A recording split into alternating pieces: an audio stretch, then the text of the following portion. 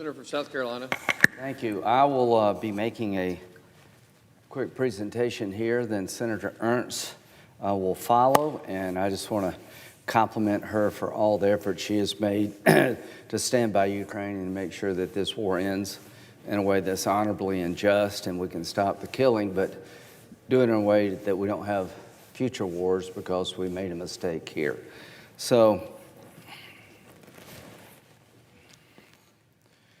there's so many things going on in the world right now that are very dangerous. You have Iran close to a nuclear breakout. You have the war in Russia and Ukraine. It is killing 5,000 people a day. Only God knows how many people actually being killed or wounded. Hard to track, but it's just massive. It's a major land war in Europe, and we thought those days were behind us. We got, threats from China. We got all kind of things going on in the world. So my advice is when you have a hard decision to make sure you look at it through a moral clarity lens. Make it simple. Russia is the problem, not Ukraine. Ukraine didn't invade Russia. Russia invaded Ukraine. We need some moral clarity on all these issues. Iran is not trying to have civilian nuclear power. They're trying to build a bomb.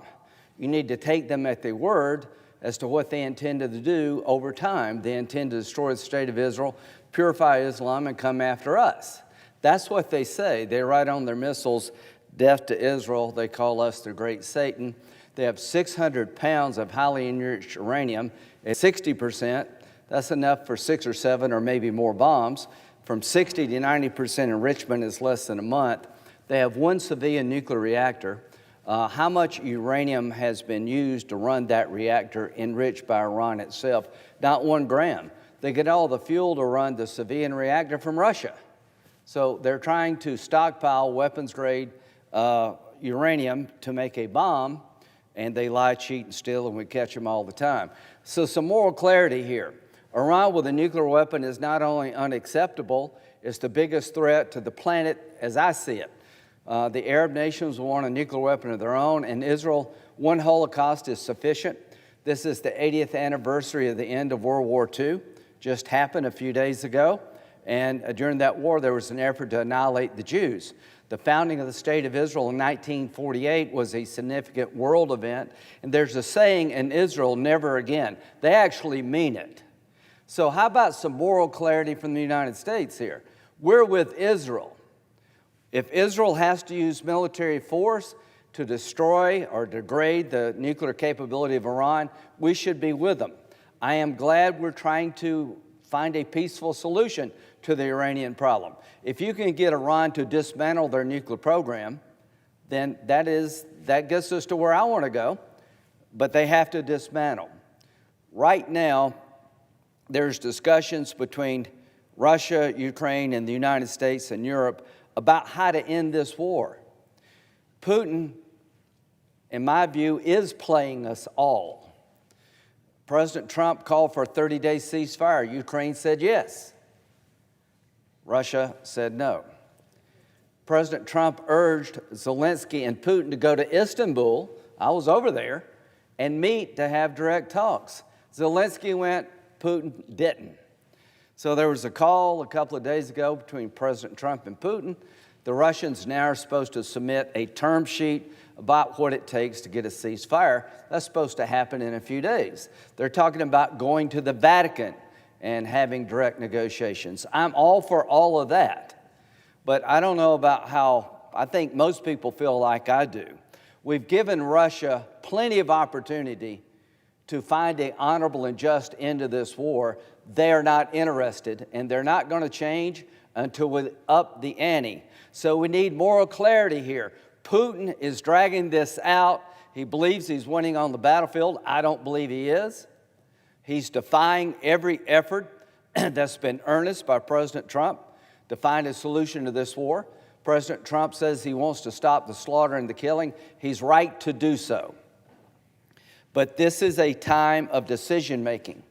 This has gone on too long, too many games being played, and I'll tell you just in a minute what the Senate can do. But what we need when it comes to Russia, Ukraine, is moral clarity. Now, when President Trump focuses on an issue and takes a firm stand, it always works.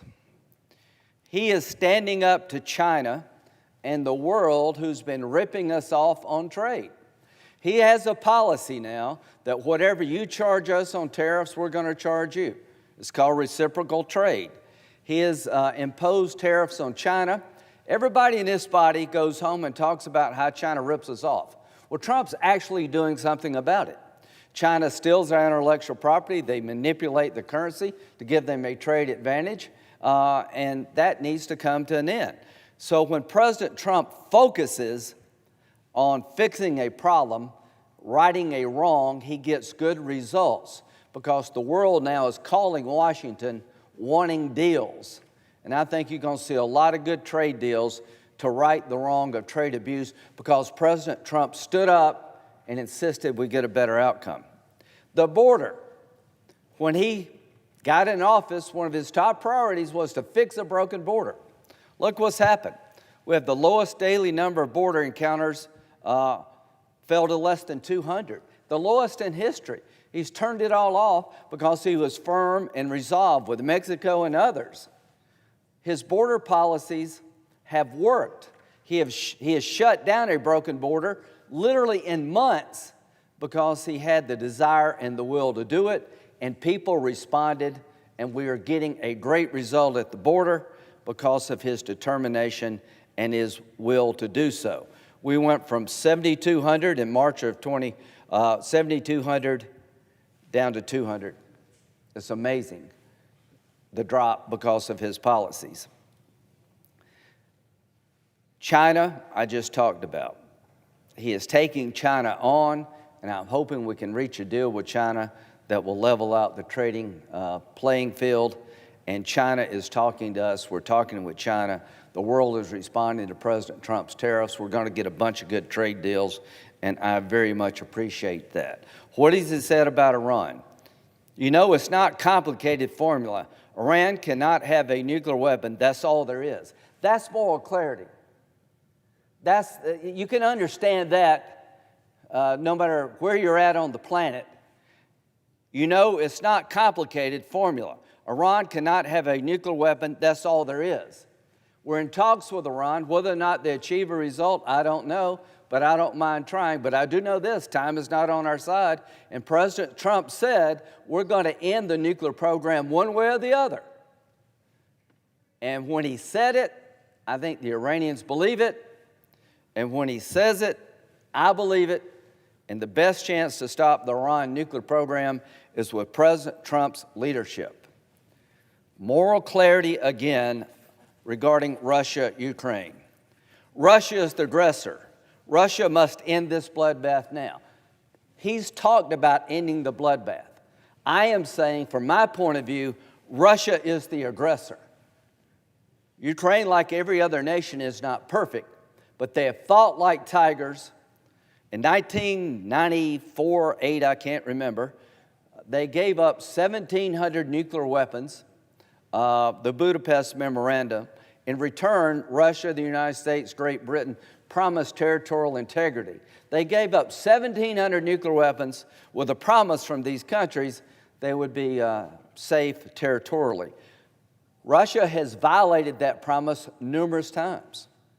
They're constantly harassing their neighbors. This is the second invasion of Ukraine by Russia. They have a view that Ukraine belongs to them. No, it doesn't. It belongs to the people of Ukraine, a sovereign nation. And if you have a dispute with a country, there's ways to arbitrate land disputes. Putin is trying to rewrite the map of Europe by force of arms. If he gets away with this, if he's seen to have been rewarded for this, you'll get more of this. There goes Taiwan. Russia's the aggressor. Russia must end this bloodbath. That is my view of this situation. Let's look in history and see what happens when you have moral clarity and see what happens when you lose it. September 27th, 1938. Here's what Chamberlain said. How horrible, fantastic, incredible it is that we should be digging trenches and trying on gas masks here because of a quarrel in a faraway country between people of whom we know nothing. That was his view of what Hitler was doing. Why do we care? We don't know these people. We don't speak their language. Not exactly moral clarity in the face of Nazi oppression. However much we may be sympathized with a small nation confronted by a big and powerful neighbor, we cannot in all circumstances undertake to involve the whole British Empire in a war simply on her account. Well, we know what that small country was. Well, it led to the slaughter of 50 million people. It enticed Hitler to keep going. And Hitler told you what he was going to do. He wrote a book, but Chamberlain obviously didn't read the book, and he didn't have the moral clarity to confront the Nazi regime, and a lot of people died. September the 30th, 1938, I believe it is Peace for Our Time, a paper signed by Adolf Hitler that he waved to the world. Less than a year later, the world's on fire. This is what happens when you don't realize what's going on. You misread evil. You think Hitler's something he's not. This is an example of not having moral clarity. It leads to a worldwide war. Russia, the Soviet Union. This is an example of moral clarity. President John F. Kennedy. Let every nation know, whether it wishes us well or ill, that we shall pay any price, bear any burden, meet any hardship, support any friend, oppose any foe to assure the survival and the success of liberty. When all are free, then we can look forward to that day when this city will be joined as one, and this country and this great continent of Europe is in a peaceful and hopeful globe. He was talking about Berlin. Moral clarity to the Soviet Union. He stood up for freedom, stood against the Soviet Empire. And along comes my favorite, Ronald Reagan. Mr. Gorbachev, tear down this wall. How clear could you be? On the other side of this wall is an evil empire. That moral clarity over time brought the Soviet Union down to its knees. Russia today. Putin's Russia is an evil country, oppressing its own people, harassing its neighbor, wanting to take things that are not theirs, wanting to recreate the Soviet Union, the Russian Empire. And they're using every ghastly, terrible tactic in the military book, bombing civilians, killing people by tens of thousands. So when it comes to Putin, we need to have moral clarity, as Reagan and Kennedy had with the Soviet Union. It's not enough to give speeches. These were great speeches. But what we did against the Soviet Union is we built up our military. Ronald Reagan went to Star Wars and they couldn't keep up. We not only opposed the Soviet Union in rhetoric, we opposed it in capability. What do we do now with Putin? How do we end this war? I'm not out to humiliate Russia or Putin, but I am out to end this war soon, not later, but soon, in a way not to start another war.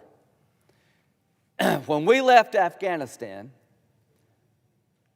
dishonorably and disgracefully, it set in motion a belief that the United States will not stand by its allies and we're inherently weak. I believe that, and the presiding officer of the Senate understands what happens when politicians get it wrong. People like him in his old job pay a heavy price. They go all over the world fighting these guys because when we pulled out of Afghanistan, every jihadist was on steroids.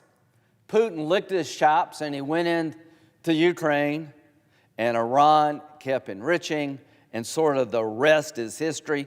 That was a horrible decision, and we're paying the price for it today. To my colleagues, Republican and Democrat, if we don't get Ukraine, Russia right, it will be worse than Afghanistan. If it is seen when this is all over that Putin was rewarded for his aggression, I'm not trying to humiliate Russia, but I am trying to make sure they're not rewarded in a way that China will be enticed to take Taiwan, or Iran will believe we're all talk in the West when it comes to their nuclear capability, isolating Israel even further. So speeches are important. Moral clarity is the right lens from which to look through regarding aggression and evil. But we have to do more than talk. I appreciate President Trump's earnest effort to bring the parties together, to find a solution we can all live with, to keep an independent, sovereign Ukraine, and end this war sooner rather than later. It is clear to me after all these months, the earnest efforts by President Trump are not being equally met. I think Zelensky is ready to make concessions to end this war. Putin seems to be more talking and less acting. What can we do to up the ante? What can we do in the United States Senate to change the equation? What can we do to persuade Russia to get to the peace table? We can impose bone-crushing sanctions on Putin's Russia, and he has earned that. I hate it for the Russian people, but it is now time to increase the cost of this war to Putin. The sanction package that we have put together has 80 co-sponsors. Do you know how hard it is to get 80 senators to agree on anything? 80 of us, and the number is climbing, are ready to impose sanctions on Russia if he does not come to the table and earnestly seek peace, Putin. And these sanctions are geared toward China. There are tariffs in these sanctions on any nation that buys Russian oil and gas from the shadow fleet. Putin's war machine is propped up by China and India buying Russian oil at a massive discount to keep the war machine and Putin running. So what have we decided to do here? Focus on those causing the problem, not just Putin. Focus on his customers. Most of Europe has weaned themselves off Russian oil and gas. That's a major advancement. But it's now time to let the Chinese know. If you want to be a normal country, act normal. If you want to have a better relationship with the United States and Europe, help us. Don't fuel the flames of a bloodbath. Don't buy cheap oil from a despot because you can with impunity. Those days of buying cheap oil from Putin without impunity, with impunity, are coming to a close. We're going to act. And how we act and when we act will be a political exercise among the body, talking to the White House, talking to our allies. But to China, I would like a better relationship. We have a lot of opportunity to grow our economies together. But if you keep supporting Putin and fueling his war machine, you'll never have a normal relationship with the United States Senate.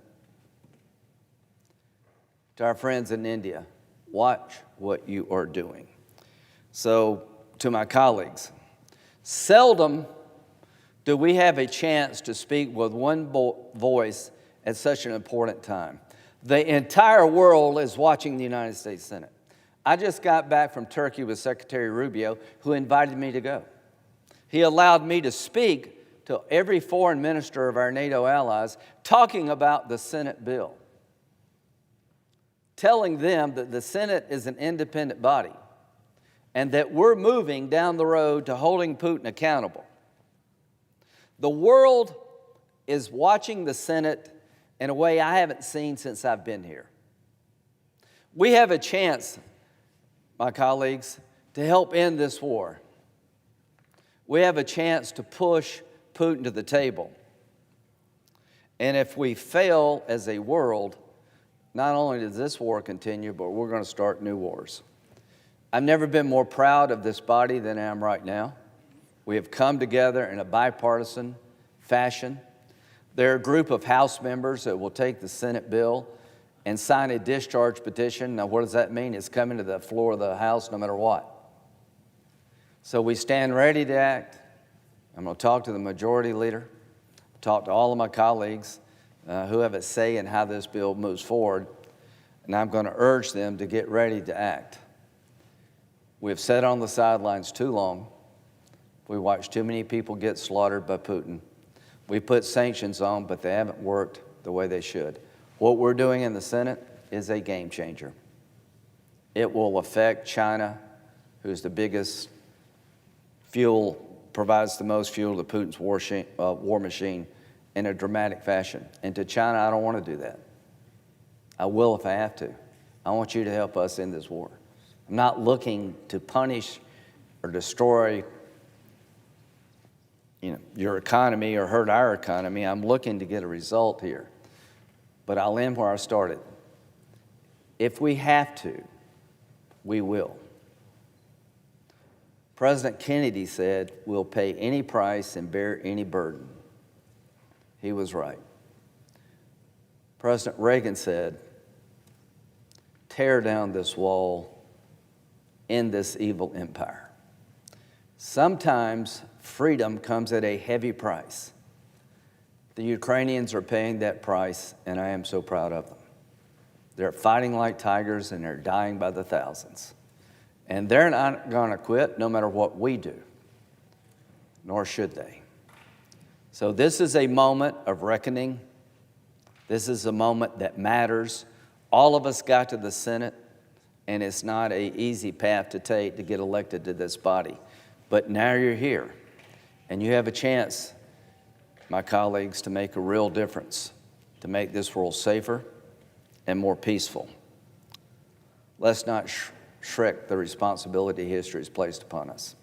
This is a historical moment. Let's rise to the occasion like those before us. Let's have moral clarity when it comes to Putin. Let's do more than talk. Let's act.